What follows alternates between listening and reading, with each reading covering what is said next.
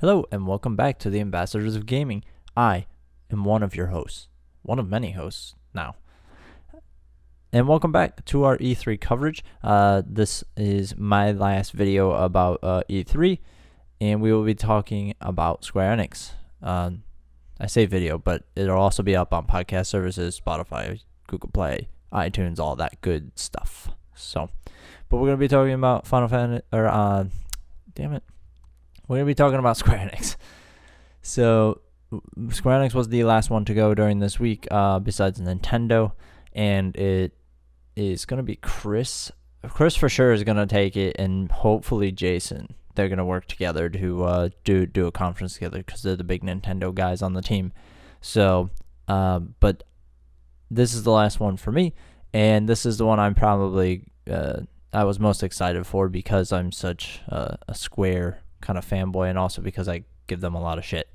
So let's just jump right into the announcements and news. In case you are unaware, that's what we'll do is we'll run through the news. We will then critique the news, and then I'll give my final impressions on the overall conference, what it means for the year, and what it means for the future for them. Okay? So they started out big. They went with Final Fantasy VII Remake. They talked about how the game will come on 2 Blu-ray discs for the project. It expands the story in Midgar, so the entire premise for this version of the game is just in Midgar.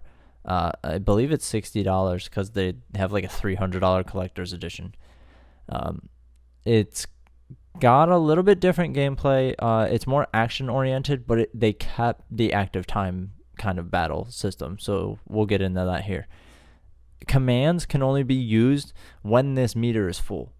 So the meter is constantly filling as it used to, but instead of it being an indication of when your turn is, it's more of an indication of when you can use commands. And everybody has their own bars that fill up individually. You can swap between characters.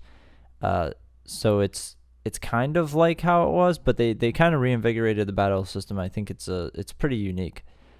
You will only be able to use spells, items, and abilities when one of these meters is full. There's multiple meters, so you'll have like 2 bars, and 1 bar uses a spell or an item, whatever, that kind of stuff. The meters fill faster, however, if you're using action attacks or if you're just doing standard attacks, the meter will fill up faster. Materia are located physically on the characters, on their weapons, and on their person, which is pretty cool. Switching between characters is done with 1 button, so there's no complicated really format for that. You can have other characters use their moves while in tactical mode. Tactical mode is enabled when your bars are full, so essentially that's when you're able to use your spells and abilities. There are not keyboard shortcuts, but command shortcuts, very similar to how Kingdom Hearts is, so that you'll be able to kind of hotkey things like spells and abilities. The game will release on March 3rd, 2020, which we knew prior to the conference. They have 2 deluxe editions. They have the deluxe edition with the steelbook, and then they have the collector's edition that includes Cloud on a motorcycle, and that is the $300 edition. They spoke about Life is Strange 2 and being able to play it today. So I'm guessing Life is Strange 2 is done. They finally put out the last episode because they didn't really specify in the conference.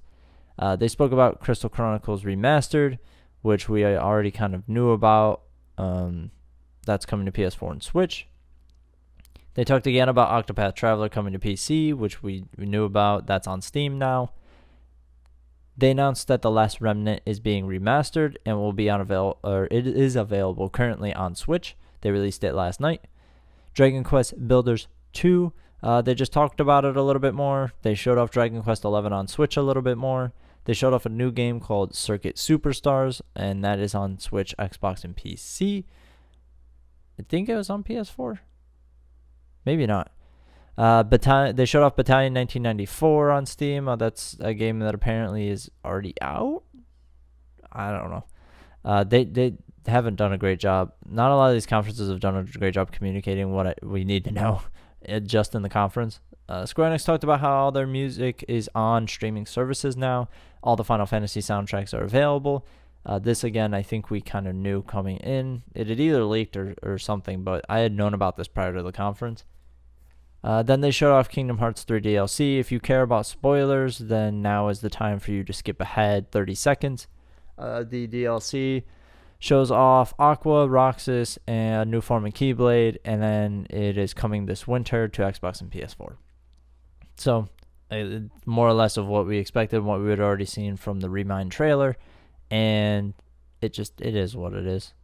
By the way, Roxas and Aqua are playable, so I don't know what that indicates for the rest of the game. Final Fantasy XIV Shadowbringers was talked about. There's some new races, some new classes, and it'll be out on the 2nd of July. They showed off Dying Light 2 again with an older trailer. I don't even think it was the trailer they showed at Xbox's conference. I think it was a different one. And that comes out spring 2020. They talked about Romancing Sua? Yeah, that sounds about right. Saga and Scarlet Grace Ambitions, both coming to the West. Both will be coming to PS4, Vita, and Switch. And for some reason, Xbox is only getting Romancing Sua Saga, but not getting Scarlet Grace Ambitions, which I thought was kind of a weird announcement, but whatever. There's a new Final Fantasy Brave mobile game called War of the Visions. It's currently in development, and it reminds me a lot of Tactics. It's that grid, turn-based kind of game. People Can Fly spoke about their next game, Outriders. It will be coming in summer 2020 on PS4, Xbox, and PC. It will be solo and co-op, meaning you can play it solo or co-op. And then I think it's an FPS. So they announced Oninaki? Yeah, that sounds about right. And that'll be coming out on August 22nd on Switch, PS4, and PC. A big one, they announced Final Fantasy VIII Remastered, the one everybody kind of been clamoring for that they haven't gotten. That comes out in 2019 this year. PS4, Switch, Xbox, and PC. And then, of course, the big Avengers game was shown off.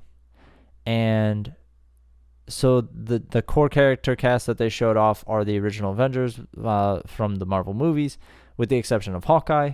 I believe I saw Taskmaster in that trailer, which is interesting because he hasn't been in a lot of mediums for popular, culture. He was in the Spider-Man game, but like not many people know who Taskmaster really is outside of the comics. Cap dies at the beginning. LOL.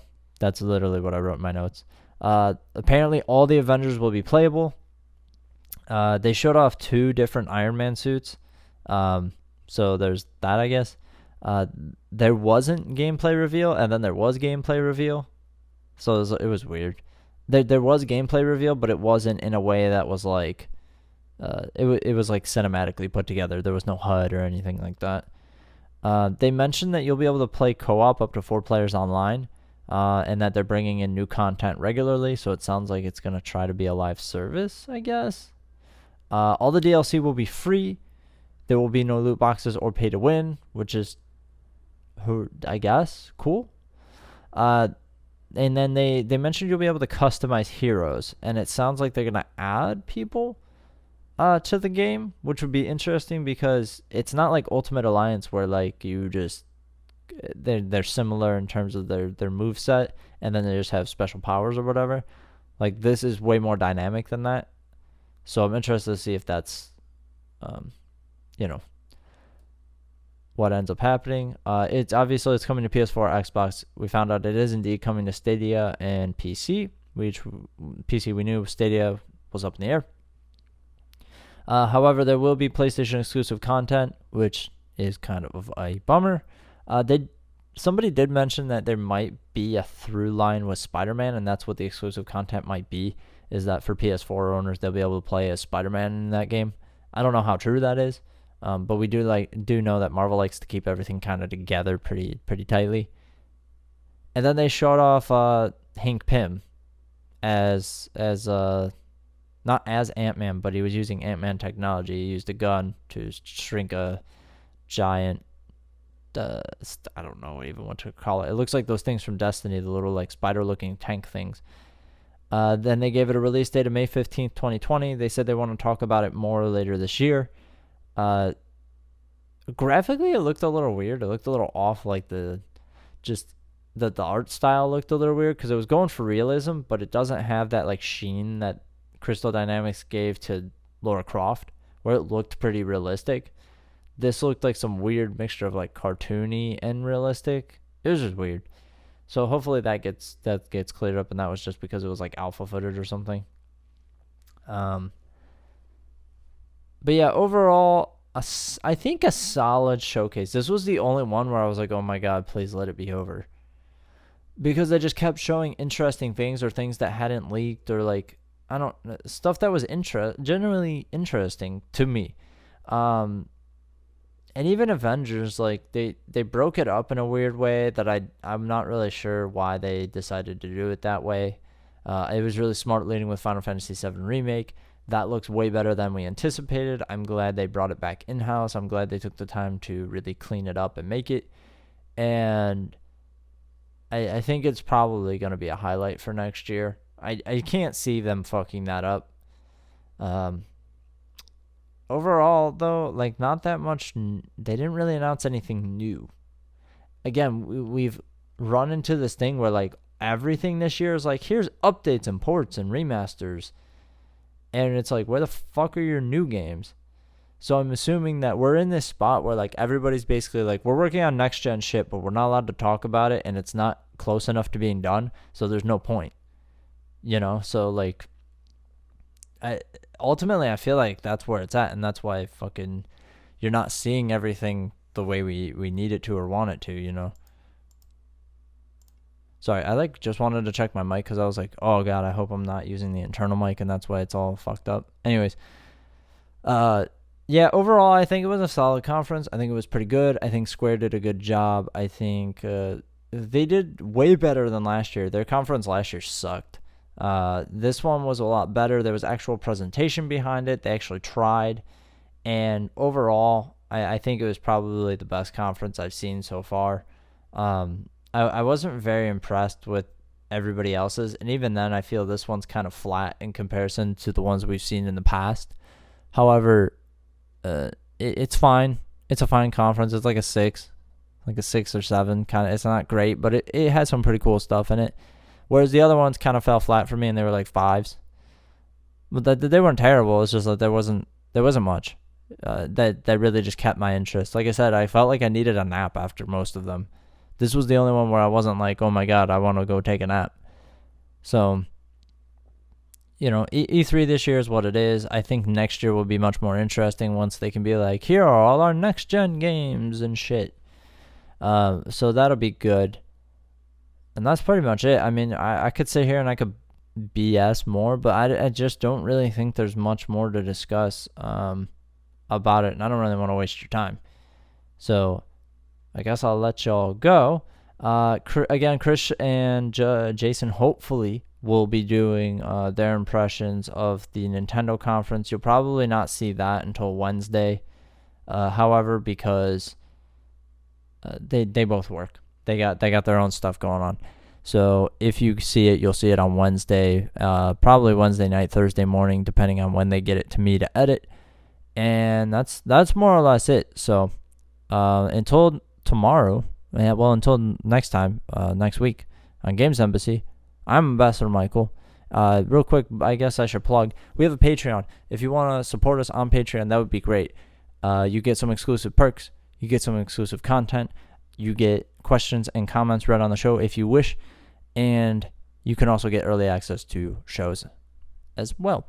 So if you would do that, that would be great. If not, we would appreciate any feedback you could give us. Comments, likes, shares, subscribes, anything like that.